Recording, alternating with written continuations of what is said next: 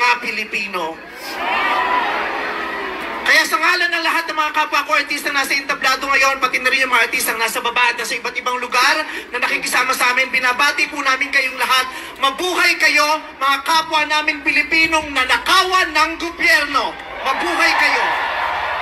Yan ang pagbati natin sa isa't isa.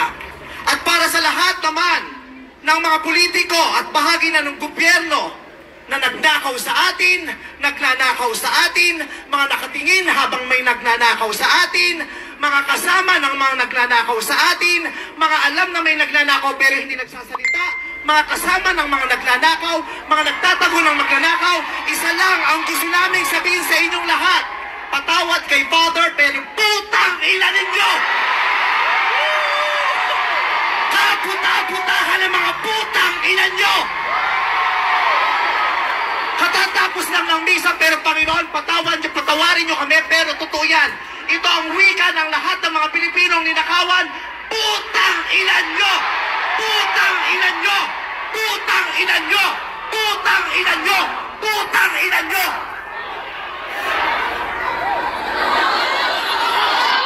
Putang ina nyo! Tapos na ang panahon ng mga mababait at ng mga resilient. Ang mga mababait, ginago. Ang mga resilient, tinarantado. Hindi nauubra sa atin yung bait-baitan, kimikimian, tahimik-tahimikan, patawad pero hindi po. Hindi ko sisimplihan, hindi ko babaitan ang mensahe ko ngayon dahil hindi naman sila mababait. Sa katunayan, mga hayop sila. So bakit natin babaitan ang mensahe natin? Hindi natin kakalmahan ang mga salita at kilos natin dahil deserve nila ang galit, ang pikon at puot ng mga nanakawang Pilipino. Hindi tayo pwedeng kumalma. Hindi pwedeng iiyak lang. Hindi pwedeng magtitiis lang, hindi tayo kakalma. Hindi ko kayang maging magalang sa kanila dahil mga bastos sila. Mga salaula sila at mga baboy sila. Hindi natin kayang maging mabait sa kanila dahil mga walang ya sila. Hindi pwede. Hindi pwede. Yung mabait ka lang, mabuting asal ka. Hindi uubra sa kanila ang mabuting asal at mabait lang kasi nga mga demonyo sila. Kaya tama yan. Sumigaw lahat ng galit. Lahat ng galit na galit. Ang hindi matatapos ang galit bukas. Ang iparirinig ang galit hanggang hindi makulong ang mga putang inang magnanakaw. Hindi tayong pwede magalit lang ngayon. Kailangan hanggang bukas, kailangan sa susunod na linggo, kailangan sa susunod na buwan, hanggang umabot ng ilang taon hanggat hindi sila nauubos. Walang mawawala sa atin kasi ubos na tayo. Kaya ang gagawin natin ngayon ay babawi na tayo. Ikulong ang mga magnanakaw. Para sa akin, hindi nga sapat ang kulong. Dapat patayin ang mga korap na magnanakaw. Ibalik ang death penalty para sa mga korap.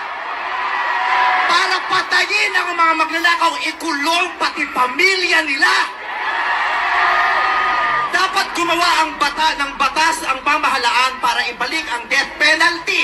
Pasensya na po, Father. Alam kong ayaw mo ng death penalty. Ipagdasal mo na lang ako. Ibalik ang death penalty para sa magnanakaw. Dahil ang magnanakaw, ang corrupt na public official, hindi ko natatawag na public official, ang corrupt na politiko ay higit pa sa mamamatay tao. Ang corrupt na politician ay higit pa sa magnanakaw. Ang corrupt na politician, ang corruption ay higit pa sa terorismo. Ang mga terorista, namimili lamang ng lugar at panahon kung kailan aatake. Pero ang mga magnanakaw sa Pilipinas, walang pinipiling araw. Araw-araw nila tayong ninanakawan. At ang inaatake ng mga terorista, yung mga Iba ang pananampalataya, iba ang paniniwala, ibang lahi. Pero ang mangkurap, kapwa Pilipinong palahi ang ninakaw. Kaya hindi tayo pwedeng sumuko lang ng ganito. Kaya hinahamon ka namin, Pangulong Bongbong Marcos, kung gusto mong magkaroon ng magandang legasiya, ang pangalan mo, ipakulong mo lahat ng magnanakaw. Nakatingin kami sa iyo, Pangulong Bongbong Marcos, at inaasahan ka namin, hindi dahil sa idol ka namin, kundi dahil sinaswelduhan ka namin at inaasahan namin na tutuparin mo ang inuutos naming mga employer mo. Kami ang nagpapasahod sa inyo. Tapos na ang panahon na natatakot tayo sa gobyerno.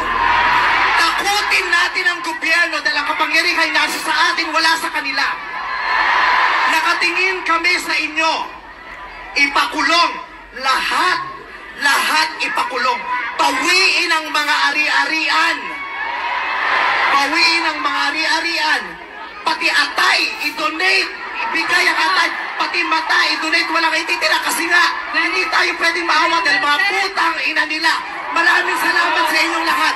Sasamahan namin kayo hanggang mamaya. Isa pa, putang ina nyo! Sobra na! Tama!